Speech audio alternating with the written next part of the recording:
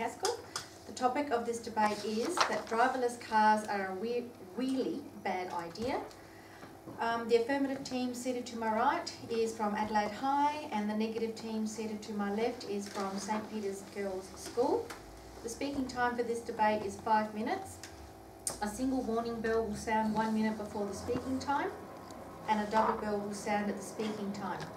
A continuous bell may be rung 30 seconds after the speaking time, in which case the speaker must sit down immediately. Please ensure that your mobile phones and other electronic devices are switched off. I declare this debate open and call upon the first affirmative speaker, Lahi.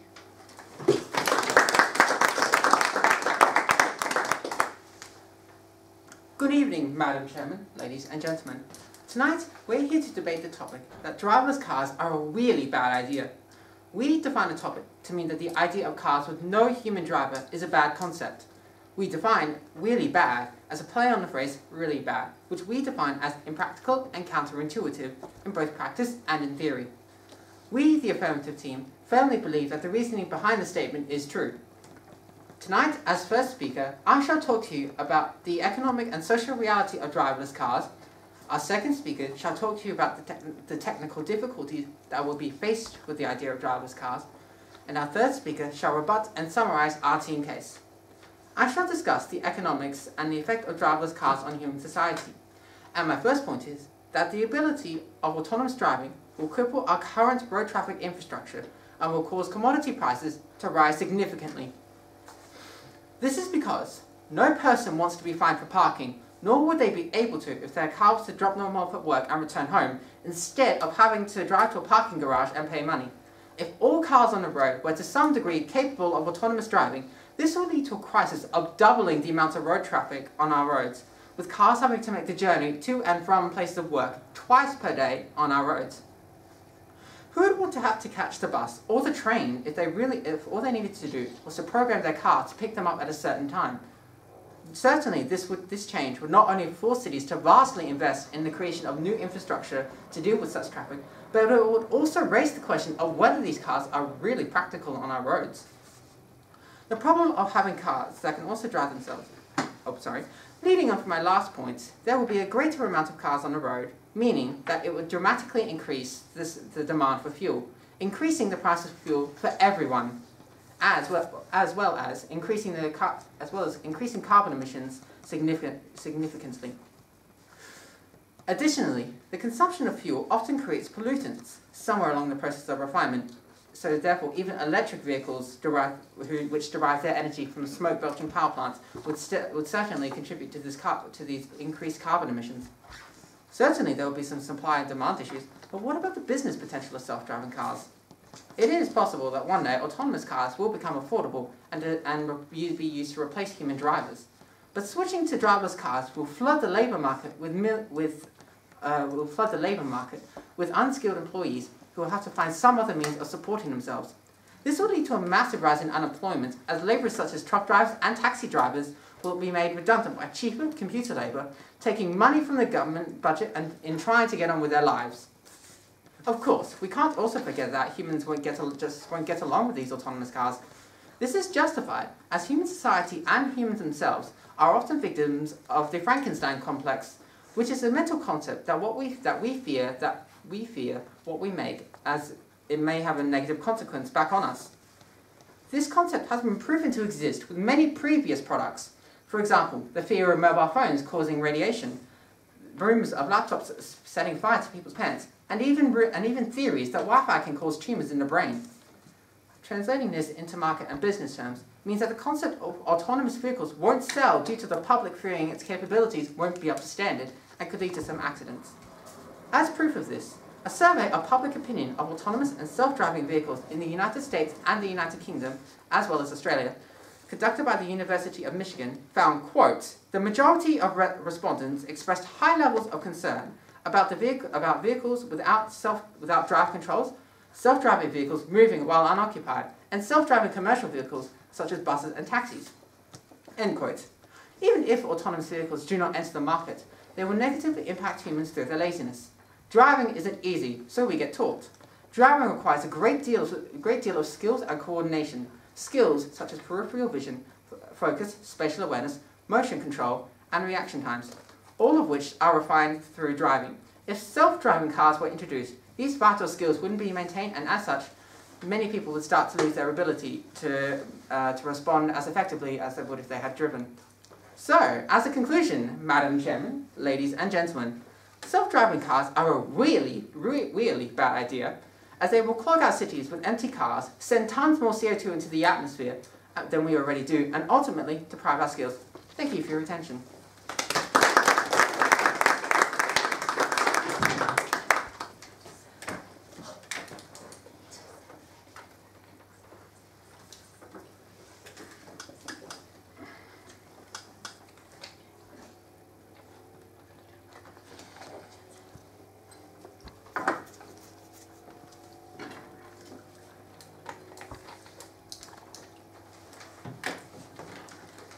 I call upon the first negative speaker, Tegan Lindsay.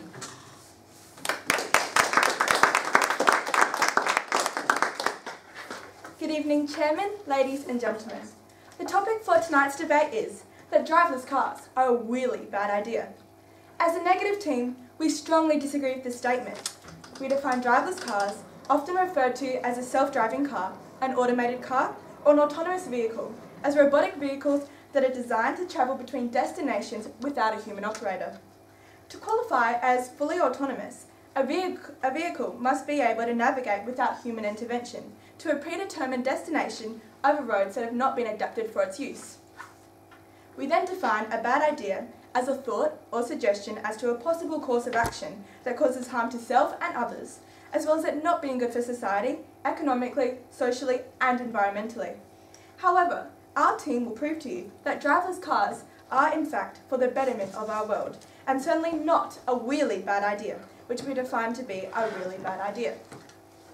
Before I introduce to you our team's case, based on our definition, I would like to point out a number of fallacies and flawed arguments in the opposing team's first speaker's speech. The first speaker has stated that driverless cars will create traffic and a greater number of cars. This is incorrect, as why would there be more cars if they are just replacing human-operated cars?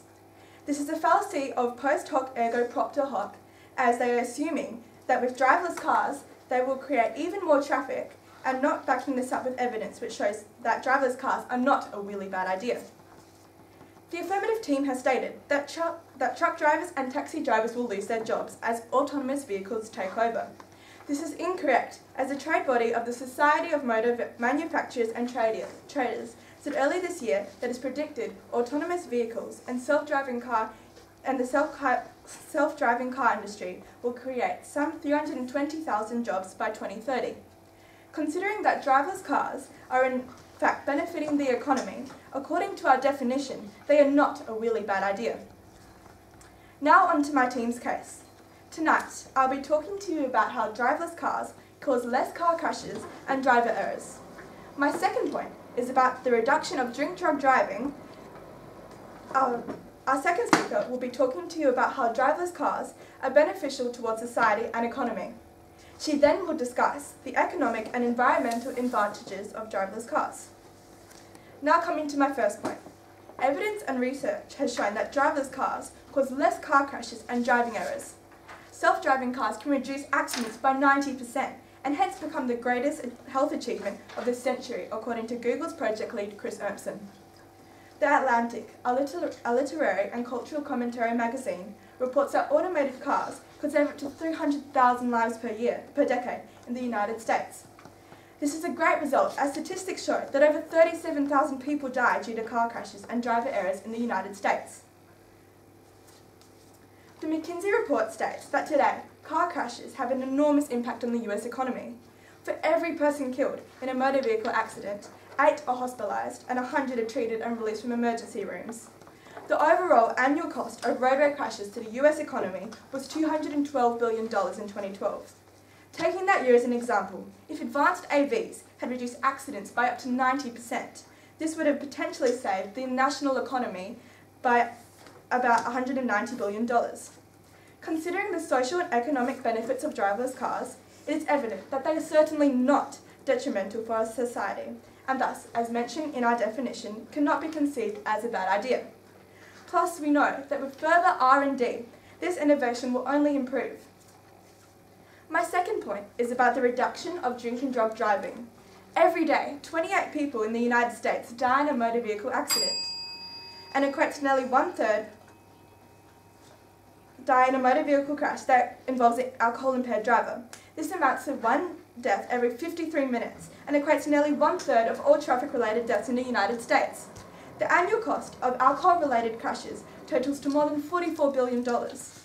Marijuana users were about 25% more likely to be involved in a crash than drivers with no evidence of marijuana use.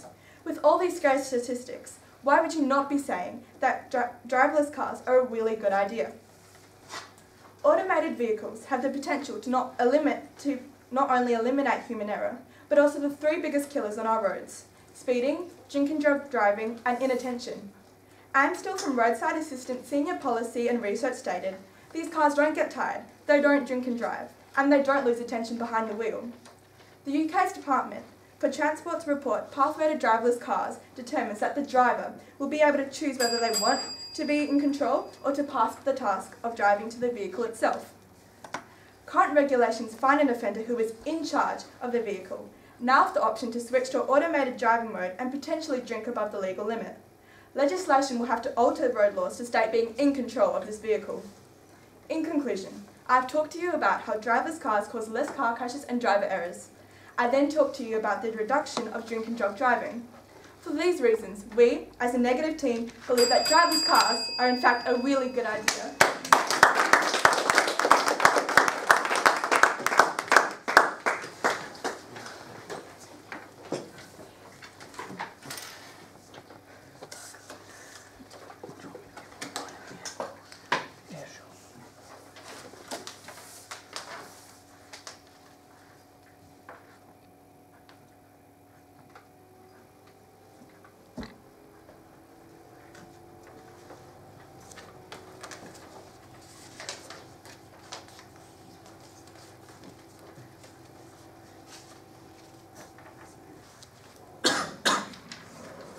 I call upon the second affirmative speaker, Maxwell Waring.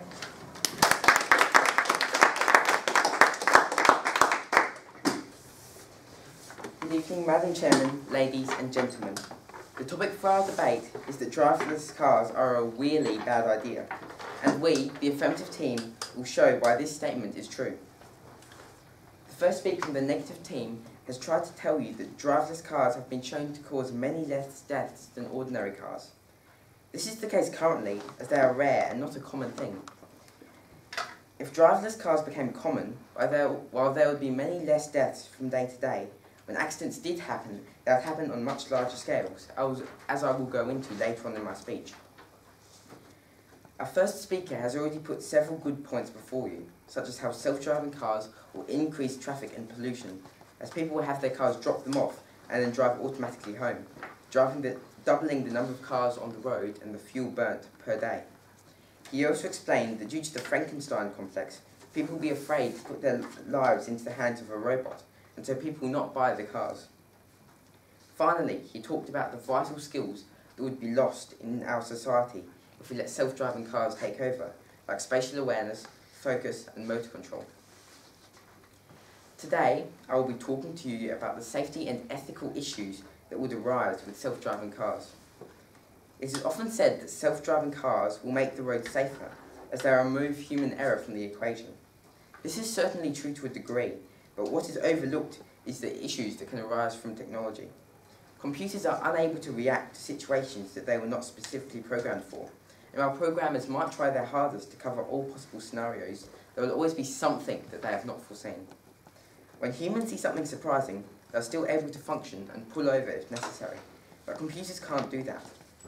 Even if it was a very rare occurrence, it would still happen occasionally, and when it did, all the nearby self-driving cars would go haywire, which could wreak havoc on a busy road.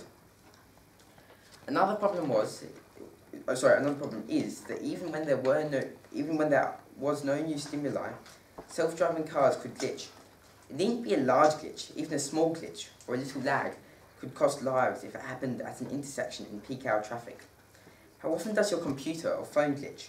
Twice a month? 3 times a month? Imagine if 3 times a month your car randomly screeched to a halt to buffer, or if the internal GPS glitched and your car tried to turn a corner where there wasn't one, or if it just stopped responding.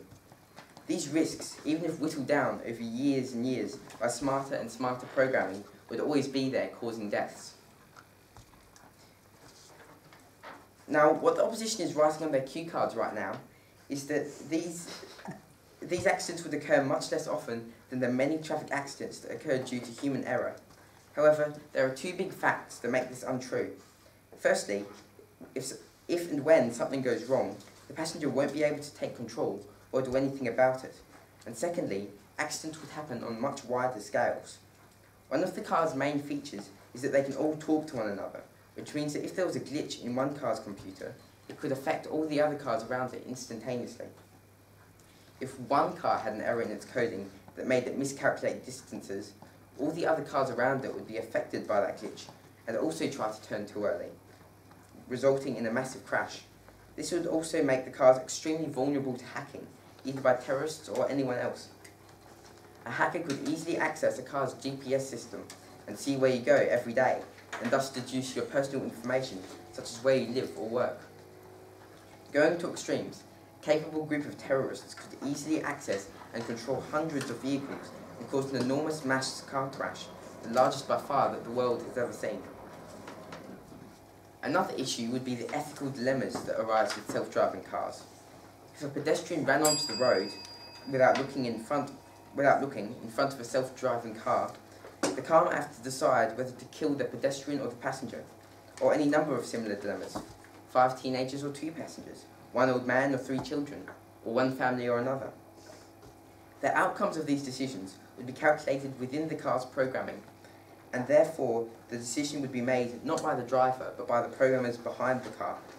If you were a passenger in one of these cars and somebody jaywalked in front, you would have no say over whether your car would plough into them or swerve into a tree and kill you. You would be unable to make your own choices in these moral dilemmas. And if and when a self-driving car caused a crash, who would be legally to blame? The passenger of the car couldn't do anything, and it wasn't the pedestrian's fault. Did everyone just sue the car company? So, Madam Chairman, ladies and gentlemen, in conclusion, while self-driving cars may prevent some crashes, they would cause many others on much larger scales, and the moral dilemmas that would be triggered by the introduction of these cars would well outweigh the advantages. Thank you.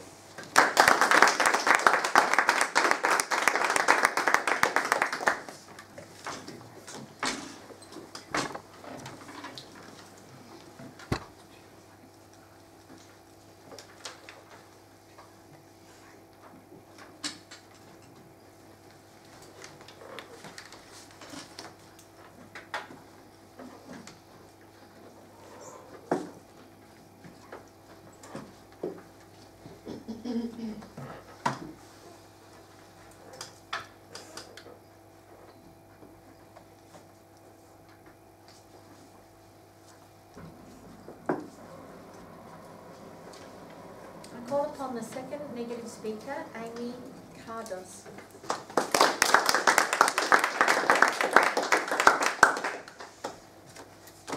Good evening, Madam Chairman, ladies and gentlemen.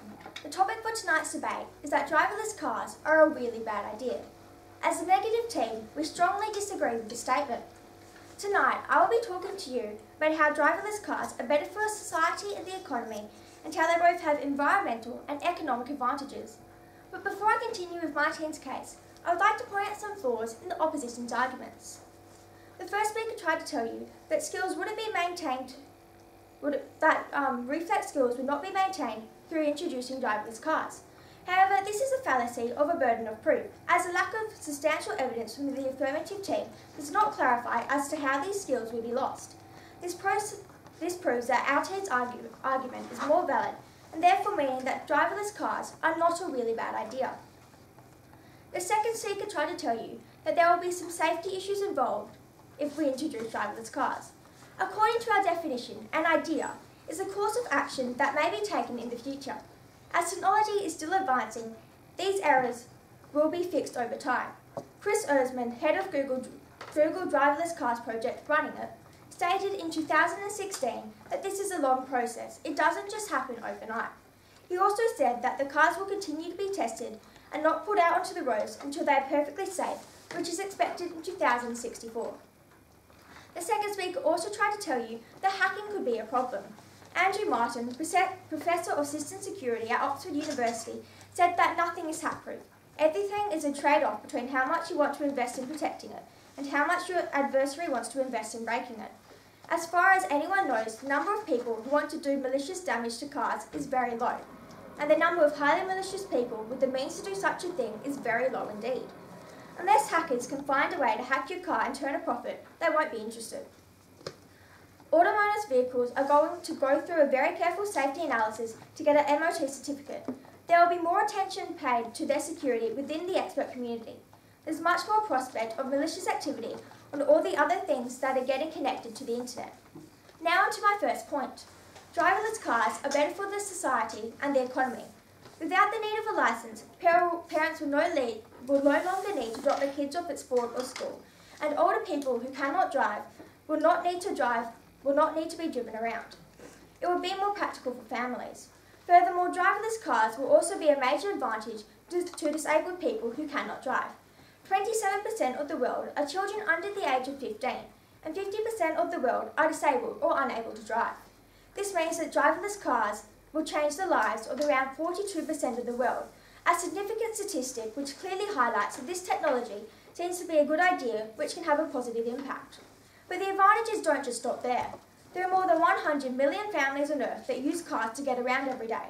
The use of driverless cars will be much more practical for these families.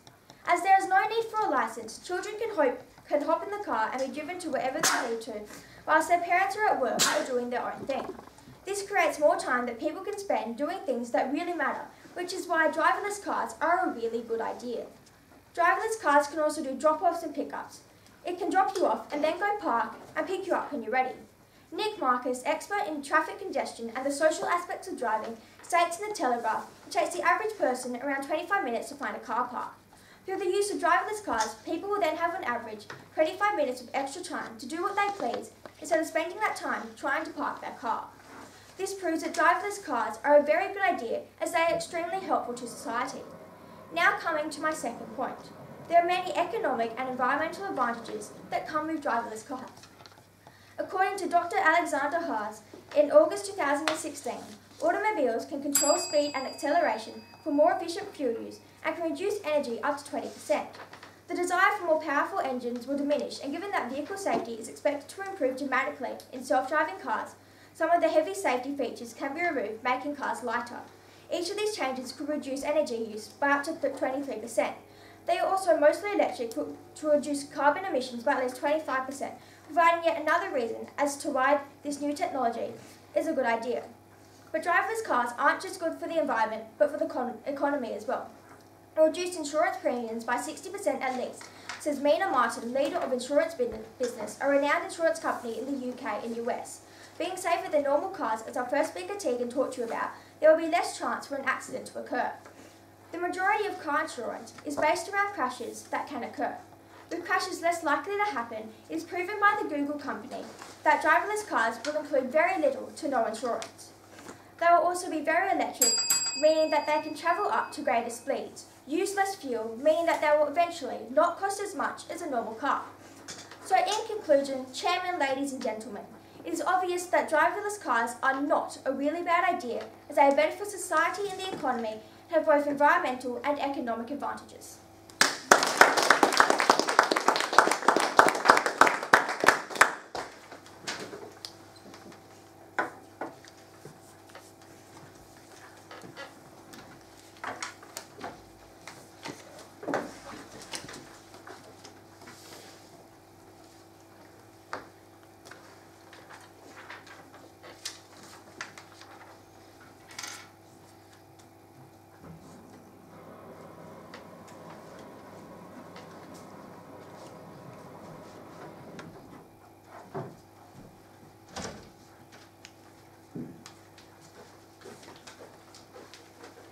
I call upon the third affirmative speaker, Miles Reshkin.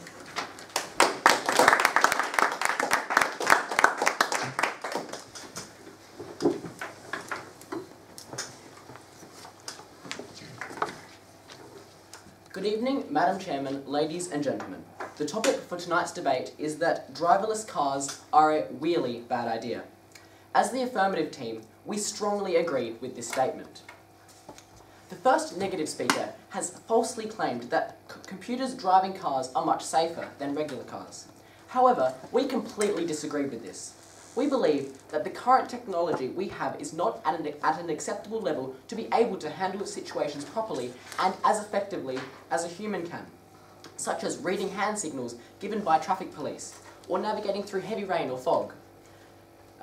Then putting the lives of passengers in the hands of current technology would be highly dangerous and unacceptable. Also, the computer driving the car would have set programming of how to deal with certain situations that arise. But what happens when an irregular, unplanned situation occurs that the computer cannot deal with, and that would normally require human initiative and common sense to solve, two skills that a computer cannot possess? It can only be programmed to react accordingly to certain situations. In these situations, such as a line of ducks crossing the road flooding, roadworks, or navigating past a recent car accident, the car cannot simply stop, as it would put others on the road at risk of an accident. But it also does not have the programming necessary and required to safely navigate through these irregular situations. If the car cannot make a decision based upon its coding, what would the car do? This issue proves that computers are no replacement for human drivers with initiative and common sense. The first negative speaker has also claimed that driverless cars are safer by ending drink driving. However, while this may work and sound ideal in theory, we believe that this is too extreme. Current technology already works to keep drivers safe without taking over. Perhaps we could implement better technology to increase safety, such as preventing cars from swerving through multiple lanes, drivers from driving whilst drunk, rear view and front view cameras to alert the driver. However, completely taking over the entire car without any room for human control is too extreme, especially in situations that the car cannot be programmed to handle, and the passengers would be unable to do anything, as our second speaker has already stated. So the first negative speaker has also attempted to argue that implementing driverless cars would create 20,000 jobs, and this would be beneficial for the economy. However, we believe this to be purely tokenistic, as 20,000 jobs across the whole world in implementing driverless cars is not a lot. Also, what will be the case for those taxi drivers and truck drivers who are already employed and would be found out of work? They are generally unskilled and would not be able to move into the new jobs that are created in the highly technical field of driverless cars. The second negative speaker has tried to tell you that driverless cars are a good idea, they just might not work or be completed yet. However, we disagree with this completely, as can an idea that can never be physically introduced in reality ever be thought of as good? In theory, communism is sometimes said to be a good idea. However, in practice, we can see that it does not achieve this desired outcome when implemented. The same can be said with driverless cars. In theory, it can be claimed that it could eliminate human error and increase safety. However, the technology would not be able to account for all situations, as our second speaker has already explained, and therefore, in practice, it would fall short of its desired outcome. So the second speaker has also falsely stated that they would reduce the cost of insurance premiums with cars assumed to be safer. However, they're called accidents for a reason. There's nothing we can do to completely prohibit accidents at all. And what would be the case when, who would be found at fault when cars are fully automatic? Tonight, our first speaker explained the economic implications of driverless cars. He explained that people can get dropped off by their car at work, send it home, and have it pick them up at the end of the day. This would increase traffic congestion with cars only containing passengers 50% of the time. The other 50%, they will be making the return trip home and thus would have no one inside them. This would lead to a greater fuel consumption and reduce the need for public parking or even public transport. He mentioned the loss of jobs with the roles of taxi and truck drivers being taken over by self-driving cars. He also stated the concept of driverless cars wouldn't be marketable because people wouldn't trust the technology and would be overridden with a concept known as the Frankenstein complex. Our second speaker tonight spoke about the technical, safety and ethical issues that driverless cars pose. He explained that even though programmers would do their best to develop a car that would react appropriately to every situation, there would still be situations that the car isn't programmed to handle and which would incur a serious safety problem. Therefore, Madam Chairman, ladies and gentlemen, to conclude our team's case, we, as the affirmative team, strongly agree that driverless cars are a really bad idea. Driverless cars are not, and never should be, the real deal. Thank you.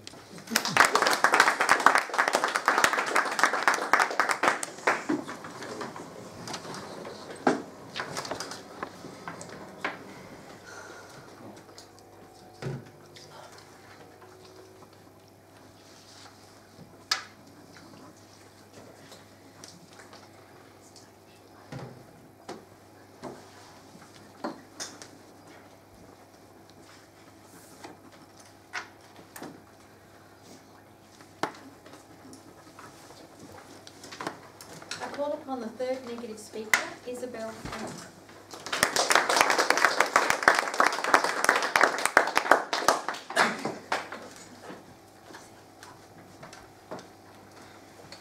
Good evening, Madam Chairman, ladies and gentlemen. Tonight, the opposition has tried to convince you that driverless cars are a really bad idea. We as the negative team believe this statement is false. Before I continue to sum up my team's case, I would like to point out the flaws in opposition's arguments and how they all come under the main themes of society and ethics. Under the theme of our society, the affirmative team spoke about privacy concerns, unemployment, terrorism, and who's at fault. They then spoke to you about how unethical these cars would be. The second speaker from the affirmative team stated that hacking is an ongoing issue which would concern owners of the automated vehicles, which would therefore make driverless cars a bad idea. However, this is a fallacy of hasty generalization, and just because a few studies have shown one vehicle is unsafe, this doesn't mean that all driverless cars are a bad idea. However, technological issues and hacking will always exist, regardless of what devices we use. But this should not prevent us from making progress and development on driverless cars. Current testing is being used to inform us of the developments we need to make to improve driverless cars, so these malfunctions can be solved. Vehicles would need to be certified using an MOT certificate, which would confirm that they are suitable for use on the road prior to their release on the market. Our team is not stating that the cars are ready to be used on the road immediately. We are just saying that this has a lot of scope and potential to enhance the safety of the community. This showed that our team's argument is more valid as it proves that the driverless cars in fact are a good idea, although they may experience malfunctions in early stages. This does not mean that they will not be able to improve to better our society.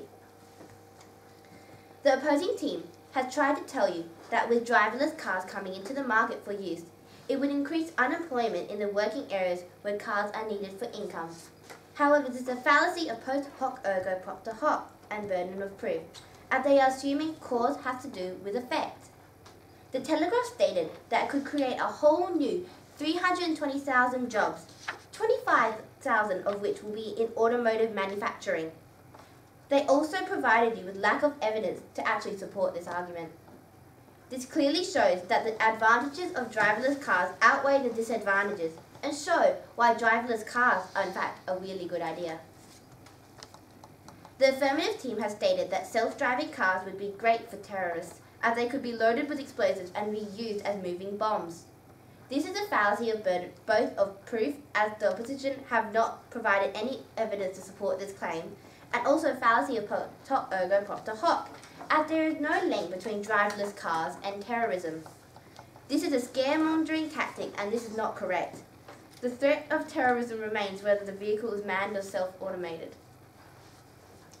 The affirmative team has stated that people will have trouble deciding whose fault it is. This is incorrect, as like any other human-operated car accident, they will need to assess the conditions, evaluate what was going on, and like all technology, the cars will need servicing, which could mean it was due to a technical fault, just like it could happen for a human-operated car. the affirmative team have finally tried to tell you that these driverless cars will be unethical as they lack the ability to make ethical judgments for us. However, this is also a fallacy of burden of proof, as they have not provided us with any strong evidence which proves this point. If we are talking about ethics, they are not common to all individuals anyway. It's not about the driver making the call, it's the road rules, and the vehicles will be required to obey all traffic laws. Enhanced sensory technology could potentially perceive the environment better than human sensors, seeing farther ahead, detecting smaller and more subtle obstacles, and more reasons for less traffic accidents. This clearly shows that our team's case is more valid, as it proves the advantages of driverless cars in fact outweigh the disadvantages, which is why driverless cars are not a really bad idea. Our first speaker spoke to you about how driverless cars improve safety for drivers, the passengers in the car and the general public, as it reduces car crashes involving driver's error. It would also then reduce the amount of under the influence driving, which would provide us with, once again, less crashes and deaths due to reduction of unfocused driving. Our second speaker spoke to you about how driverless cars would be beneficial for our society and economy by describing to you about how driverless cars would still enable people to experience the freedom of car travel, although they historically may have had difficulties with doing so, such as senior citizens. She then went on to explain the economic and environmental advantages that these autonomous vehicles would bring along to our society. In conclusion, Chairman, ladies and gentlemen, we as the negative team strongly believe that driverless cars are not a really bad idea, and they will be beneficial towards our developing society and be valuable to our growing community. So in saying, we the negative team strongly believe that driverless cars are the real deal. Thank you.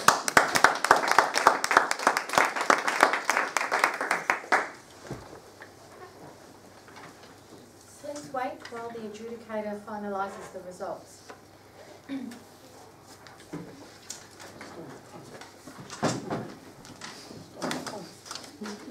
Thank you.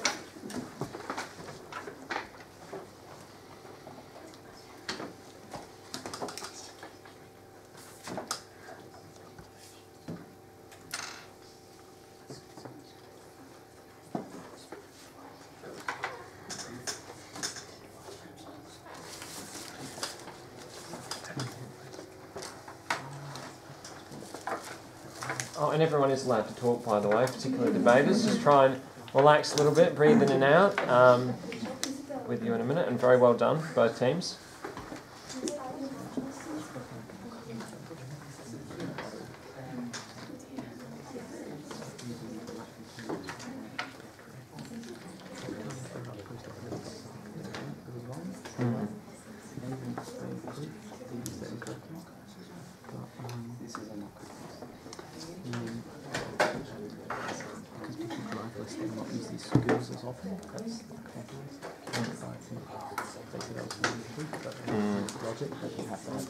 Yeah, that's a good point. Yeah, rebuttal as well I think it's about these definitely not. I mean, just because two things happened at the same time does not mean they're related. Yeah, it's not what that was.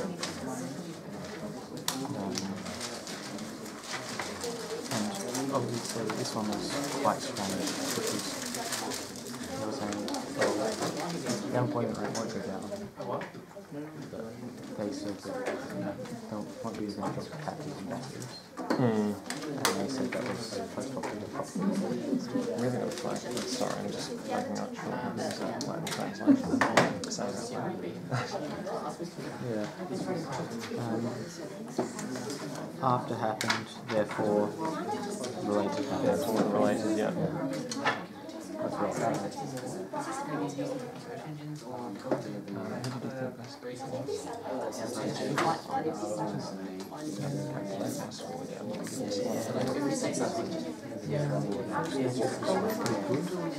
I did have the whole negative things kept saying that there'll be more pollution and more road conditions because they driverless cars can't drop them off and go home and pick them up and go back home. Yeah. Driverless cars can park and make their home pick up. So the other team had to pick up on it.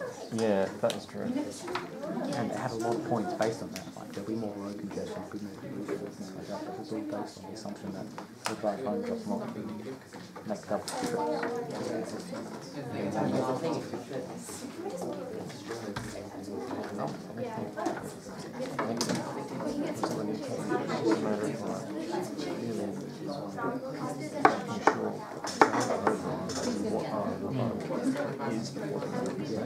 Sounds very good. So make sure you know what you actually say. They pull the audience back into Yeah, that's right. people who know.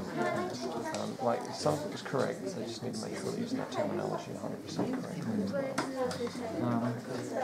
It's very difficult for confidence, and I wouldn't have supported that analogy. What's that? They're saying that it's like communism is a good Yeah, idea. that's not good. There were some good analogies that could have used, but they didn't use. Also, in the final they said, oh yes, using explosives. They did mention terrorism at one point, but they didn't say. The affirmative team also said a lot about like tumors. Yeah, they can't avoid obstructions, and they'll never be able to do ethical decisions. I mean, obviously, it's not saying, oh, well, a car will never be able to avoid an obstruction. Definitely, without any evidence behind it. And also, the ethics point, I think, was a really good one. Should be introduced way earlier.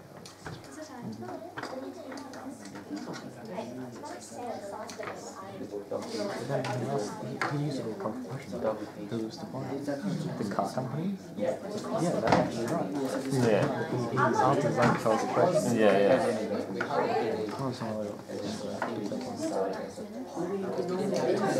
Also, they contradicted themselves. They say, oh, it won't sell, but there's also going to be more congestion because it is congestion. If it was going to sell, and it was going to be but they sort of two routes on one side they said no one will buy it, and the other side said everyone will buy it and it'll be a massive problem for society. Yeah. Make sure I get that 100%. It was easy to pick that was wrong, but what he's back. Yes. Yeah. Even the saying they had burden of proof, but it wasn't burden of proof. It's more kind of good example, like, to actually articulate. Yeah.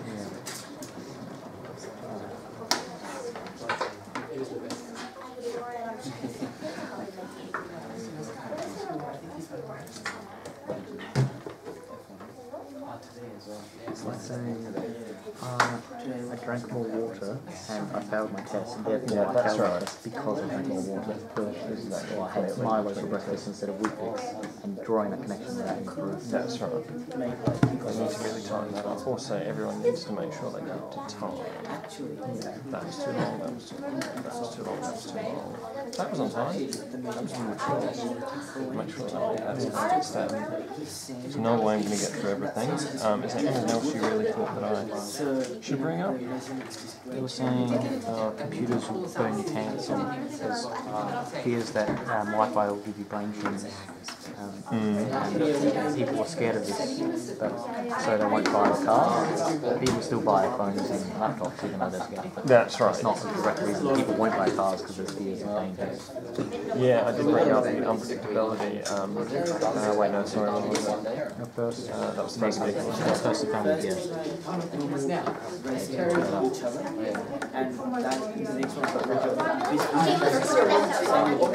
Yeah, it's good to draw that analogy, but at the same time you need to make it.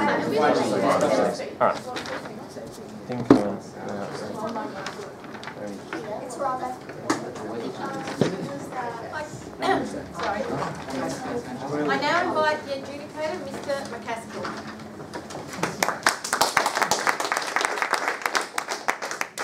So thank you everyone, and thank you to both teams. It was really excellent debate. I think it's worthy of another round of applause.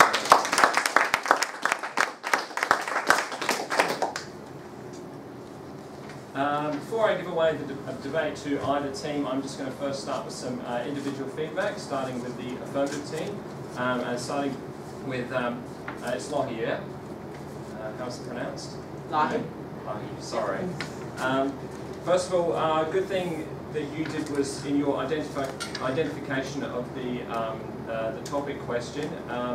I thought perhaps it could be tightened up a little bit to help serve your team's case. Like, I know particularly towards the end of your team's argument, you started talking about the relative merits of implementing something like driverless cars right now, whereas the other team was talking about in the future. I thought maybe one good thing that you could have added to tighten it up was talking about, say, perhaps we shouldn't implement driverless cars right now in terms of our team's argument. Just really tighten it up. I think that goes to both teams and both debates from each side. Make sure when you're defining your topic you're really specific about it. Something to consider in the future.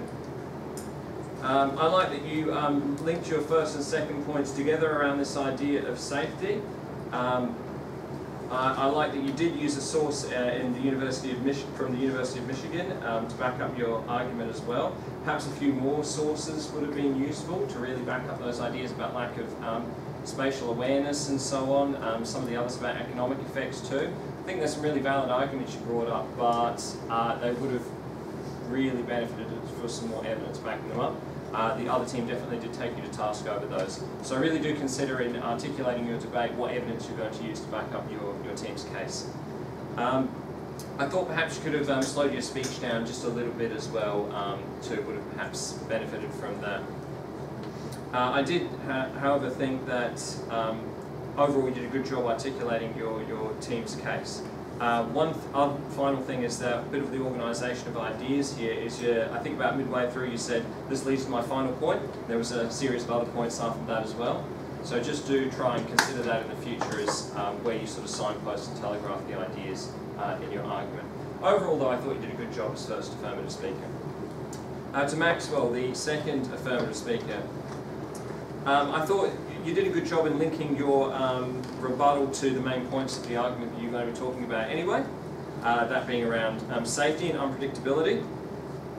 I thought you made a good sort of analogy there in that people have considered that phones cause cancer and that laptops maybe cause people's trousers to catch on light. And, that was sorry, that was Lai's point. But also you sort of expanded on some of those ideas about purchase of certain goods that your team had already brought up, of course. I think it's true, yes, there are bugs and glitches with those sort of software, but people still do purchase those things anyway, and they do get ironed out in the patching process. It's a good comparison and an analogy to sort of make, but just make sure you cover those bases too. I did like the point about how even a very small margin of error might be the cause for catastrophe, especially when you've got lots of cars involved, or perhaps if you have vehicles which are carrying dangerous substances, for example. I think that's a good point. But I think really the thing that you could have worked on and really added in and given your argument more weight was a bit more evidence. If you can find any examples of driverless cars having those sort of mishaps, they really would have lended a lot of credibility to your argument. So do consider that in the future. To the third affirmative speaker, to Miles. I really like the way you articulated your final points and summed up your team's case. You gesticulated as well. You sort of suggested finding a middle ground between automation of cars and drivers. Really great point. I think perhaps it could have come in a little bit earlier in your team's case instead. I thought the sort of comparison you drew with communism was maybe a little bit of a long bow. I think debating the political merits and human nature of communism maybe is a little bit too separate from this argument. I can see where you're coming from, but perhaps there maybe would have been a more appropriate example drawing from some sort of new technology that had been implemented. Good that you're trying to use those examples, but try and pick a really appropriate one too. Also, on that note, I thought that there was a really great point you brought up right at the end about the legal culpability. So if someone's in a driverless car and the car were to be involved in an accident and harm someone, who's legally responsible there? Is the person in the car? Is the car company? Is the other person? Really excellent point around ethics there. Could have come in, again, a bit earlier in your team's case. I think that's a real great flaw, perhaps, in driverless cars, is that they can't make the same ethical decisions that humans can. By their nature, they don't have that sort of autonomous moral thinking, would have been great to see that a bit earlier in hit home. Good that you identified it, just perhaps a bit earlier. And finally, you spent a sizable amount of time on your rebuttal as well, and that was excellent to see. It's not an easy thing to do. It's great to see you really giving it a red hot go. And you ended with a pun as well. I was really appreciated. So all in all, well done, affirmative team. I might move to the negative speakers, starting with Tegan. It was great to see an excellent definition and really, really fantastic use of statistics and sources. There was good counterpoints there built into those sort of evidence-based rebuttals as well. I like that you sort of made a counterpoint as well about the economic benefits the first affirmative speaker had brought up.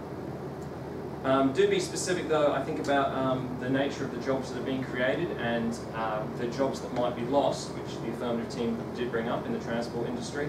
Maybe perhaps suggesting what could be done about those lost jobs. What sort of economic transition is there for bus drivers or perhaps for railway workers as well. That maybe would have closed your argument and left you a little bit less open to attack there. One thing I would say is be careful about the post hoc rebuttal. Just make sure that when you identify a post hoc argument, it actually is a post hoc argument. So it's a post hoc argument, for those in the audience, is when two events occur in succession and the event is implied to have caused the latter. So an example of that would be, say, I went to take a maths test and I drank milk instead of water beforehand, and I assumed that because I drank milk rather than the water like I always do, that I would fail that test because I drank the milk. The implication has to be very vague or almost not there. It's almost like a type of magical sort of thinking. Whereas I think in the affirmative team they did make the case that, say, there were more cars on the road because of the driverless cars. I think there was more of a link there. I think perhaps you were right in that there was not enough burden of proof, but just make sure you're identifying the right fallacy before you go and say it. It is really great to see this whole team thinking about that. That's excellent. Just make sure before you identify it, you're identifying the exact right logical fallacy. Great to see that thinking, just be really sure. To the second negative speaker, to Amy. Again, good identifications of burdens of proof that were perhaps lacking in the affirmative team's case. And also about the length of the development cycle as well. So when you were articulating your points, you really said, like, well, this technology might not be ready to roll out until like 2064. So some significant time, and in that process, as all those experts you cited say, there will be an ironing out of the process, so that we perhaps know how these cars are going to work on the roads, what different safety features there are already in place, maybe even what legislation there is. Great to see it backed up with that evidence from those engineers, people from Google. I think the Atlantic was quoted by one speaker as well. Great sources to back that sort of argument up. And also acknowledging the constant risk of hacking, but also talking about the ways that are mitigated as well. So rather than simply dismissing the argument, you acknowledge that there was a risk, which is great to see too. To the third negative speaker, to Isabel. It was interesting that you went for a sort of thematic rebuttal. You sort of introduced it that way, but I felt like maybe you didn't quite follow through on what those themes were in your rebuttal. It is sometimes good to sort of look at the main core themes of what the other team might be when you're doing your rebuttal, but make sure you really stick to them throughout the rebuttal. I felt they were lost. Again, identifying the lack of evidence and points that were perhaps not backed up with that evidence in the other team's case. Again, but I would say be very careful about that, because you did suggest that the other team has said that there was a link between terrorism and driverless cars and the use of like explosives. I certainly didn't hear that from the affirmative team. So be very, very careful around that, because again, it's great to see you identifying that lack of burden of proof, but if you are actually not identifying something that wasn't actually said, that is a significant fallacy on your own team's case. So be very, very aware of that. Overall, I thought it was a really excellent debate from both teams. I awarded it narrowly to the negative team.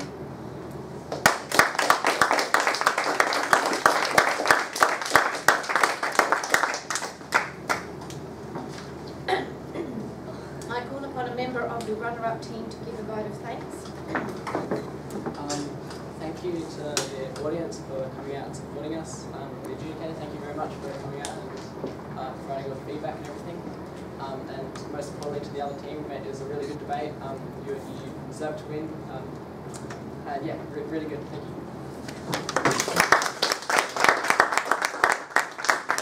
I call upon a member of the winning team to second that vote of thanks. We'd like to thank the audience, the adjudicator and chairperson and timekeeper, as well as, of course, the other team. We put up a really good debate, and I thought it was really close. Well, we all thought it was really close. And yeah, thank you.